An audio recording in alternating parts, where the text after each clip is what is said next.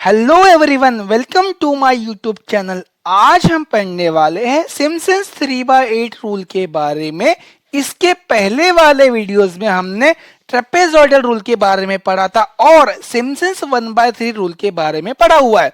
वो भी एग्जाम में काफी इंपॉर्टेंट है, एग्जाम में बहुत क्वेश्चंस आते हैं उसके ऊपर भी।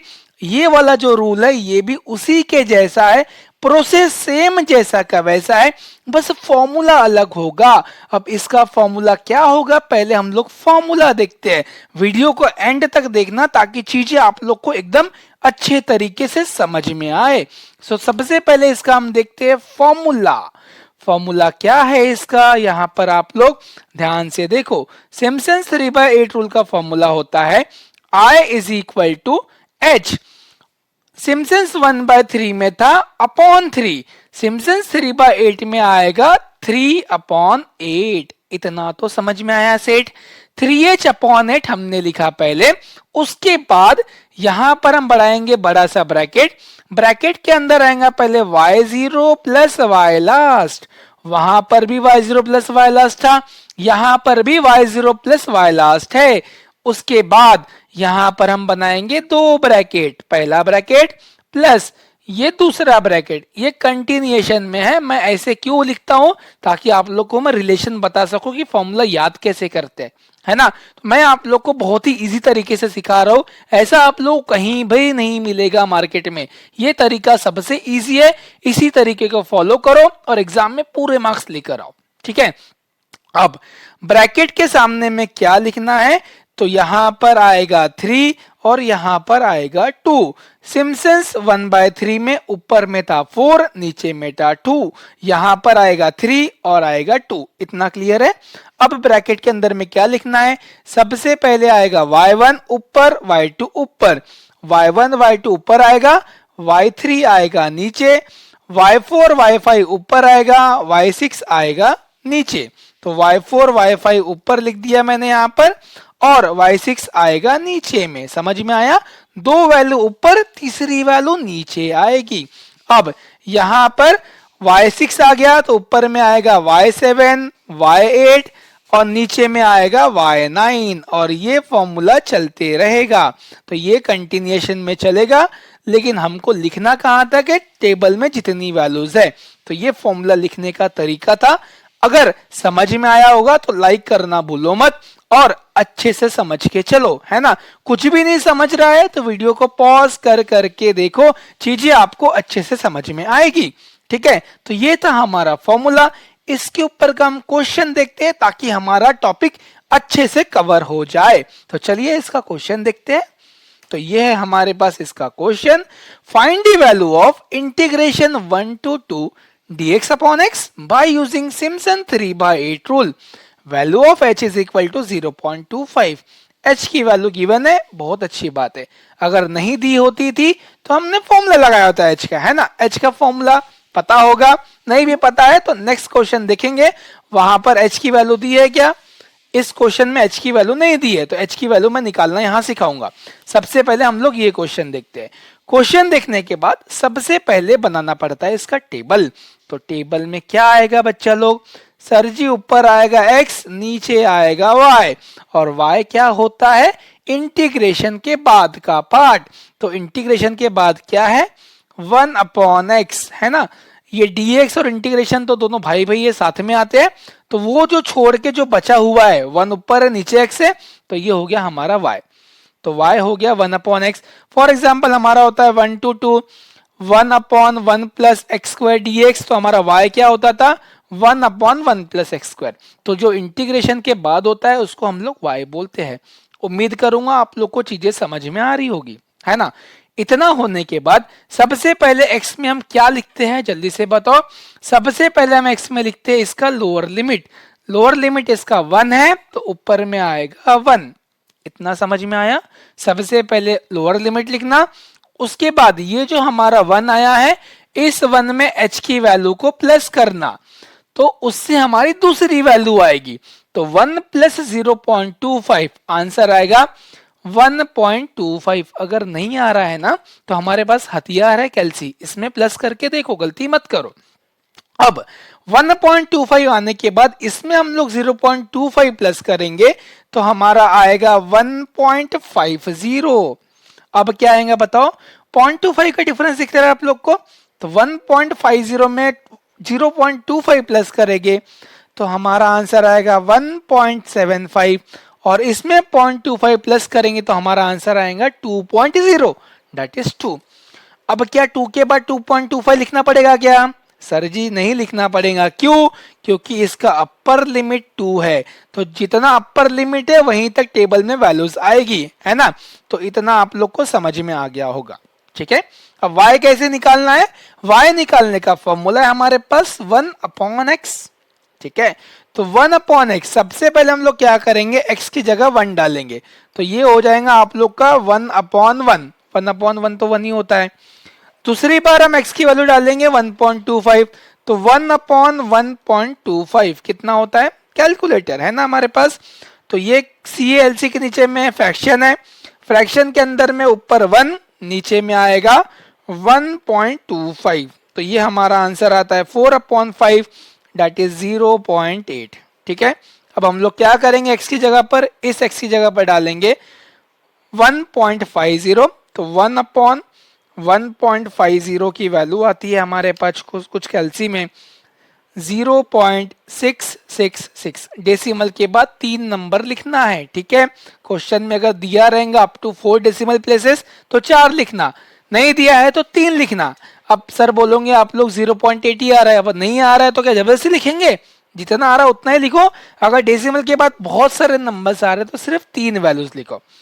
अब 1.50 की जगह डालेंगे 1.75, तो हमारा आंसर आएगा 0.571 और हम लोग अगर 2 डालेंगे तो कुछ हमारा आंसर आएगा यहाँ पर 0.5। उम्मीद करूंगा आप लोग को चीजें समझ में आ रही होगी। अगर नहीं समझ में आ रही है तो वीडियो को पॉज कर करके देखो और मेरे साथ साथ सॉल्व करो ताकि आप लोग को अच्छे से एक्यूरेसी मिले। इतना होने के बाद हम लोग यहाँ पर वैल्यूज को थोड़ा डिफाइन करेंगे, ठीक है। तो सबसे पहली वाली वैल्यू को हम बोलेंगे y0 और सबसे लास्ट वाली वैल्यू को बोलेंगे y लास्ट, ठीक है। तो y0 के बाद आएगा y1, फिर आएगा y2, फिर आएगा y3। इतना समझ में आया? तो ये वैल्यू है हमारी y0, ये है y1, ये है y2, ये है y3 और ये है y लास्ट। y4 नहीं बोलना, मैं जो फॉर्मूला लिखाया है उसमें हमने y लास्ट लिखा था, तो हम यहाँ पर y लास्ट लिखेंगे। तो according to Simpson's 3/8 rule, according to Simpson 3/8 rule, इसका फॉर्मूला है ना। अब ये फॉर्मूला क्या बोलता है, I is equal to H लिखा, क्या लिखना पड़ेगा ऊपर में 3 नीचे में 8, तो ये हो गया I is equal to 3H/8। उसके बाद यहां पर हमारा पहले ब्रैकेट में आएगा y0 प्लस y लास्ट, ठीक है। उसके बाद प्लस यहां पर हम बनाएंगे 2 ब्रैकेट और नीचे में हम और एक ब्रैकेट बनाएंगे और यहां पर लगाएंगे प्लस, ठीक है। ऊपर में था हमारा y1 y2, नीचे में था y3, ऊपर में था y4 y5, नीचे में था y6 और ये फॉर्मूला चलते रहेगा, ठीक है। अब मेरे पास टेबल में कितनी वैल्यूज है? सर y1 y2 y3 तक ही है ना, तो हम लोग हमारे टेबल के जो फॉर्मूला है इस फॉर्मूले में सिर्फ हम लोग y1 y2 y3 रखेंगे। इट मींस ये जो बाकी चीजें है ये कट जाएगी। समझ में आया फॉर्मूला कहां तक लिखना है? जितनी वैल्यूज है हमारे पास टेबल में उतना ही फॉर्मूले में हम लोग को लिखना है। इतना क्लियर है? ऊपर में आएगा यहाँ पर 3, नीचे में आएगा 2, है ना। फॉर्मूले के अंदर में हमने देखा था, ये देखो यहाँ पर 3-2 लिखा था, तो यहाँ पर भी हमने 3-2 लिखा हुआ है, ठीक है। अब टेबल की वैल्यूज को यहाँ डालेंगे और आंसर पाएंगे, ठीक है। तो ये हो जाएगा आप लोग का I is equal to 3 into H कितना है 0.25 अपॉन 8, ठीक है।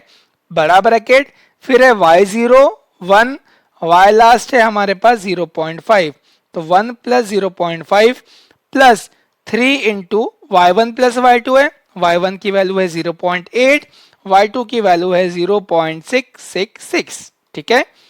ये है फिर प्लस ये हमारा प्लस और उसके बाद 2 से हमने मल्टीप्लाई किया y3 को। y3 कितना है हमारे पास 0.571। ठीक है, अब इस वैल्यू को जैसे के वैसे हम लोग कैल्सी में डालेंगे और हम लोग इसका आंसर पाएंगे। ठीक है, तो आंसर क्या आता है, कैल्सी में जैसे के वैसे डालो, जितने ब्रैकेट से उतने ही ब्रैकेट्स डालो।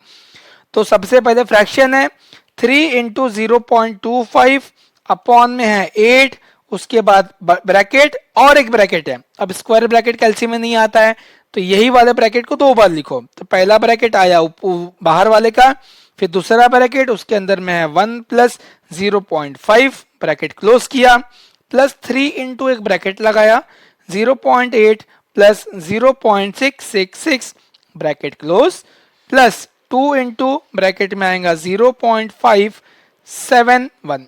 ठीक है, फिर ब्रैकेट क्लोज और जो बड़ा ब्रैकेट है वो भी क्लोज। तो कुछ हमारा आंसर आएगा यहाँ पर 0.66। तो I इज इक्वल टू आया 0.66 और ये हमारा इस क्वेश्चन का फाइनल आंसर है।